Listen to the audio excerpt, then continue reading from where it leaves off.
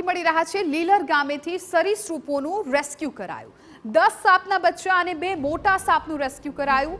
એક ઘરની બહાર ઈંટોના જથ્થા વચ્ચે હતા અનેક સાપ। ગરબાડાના ઓલ એનિમલ રેસ્ક્યુ ટીમની કામગીરી। સરીસૃપોને જંગલ વિસ્તારમાં છોડવામાં આવ્યા હતા।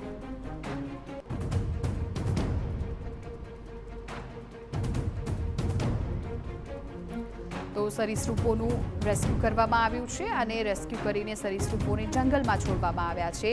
આ દ્રશ્યોમાં પણ જોઈ શકો છો કે જ્યાં 2 મોટા સાપ હતા અને અન્ય જે છે એના 12 જેટલા બચ્ચા પણ હતા। કુલ મળીને 12 જેટલા સાપોનું રેસ્ક્યુ છે કરવામાં આવ્યું અને આ સાપોને જંગલમાં છોડી મૂકવામાં આવ્યા છે। ચોમાસા દરમિયાન ઘર પાસે કે અથવા તો અન્ય કોઈ એવી જગ્યાઓ હોય છે કે જે ખુલ્લી પડી હોય છે ત્યાં પણ આ પ્રકારના સાપ નીકળવાના બનાવો બનતા હોય છે। સરીસૃપ જીવો છે વધતા હોય છે ત્યારે 12 જેટલા સાપનું રેસ્ક્યુ કરી જંગલમાં છોડાયા।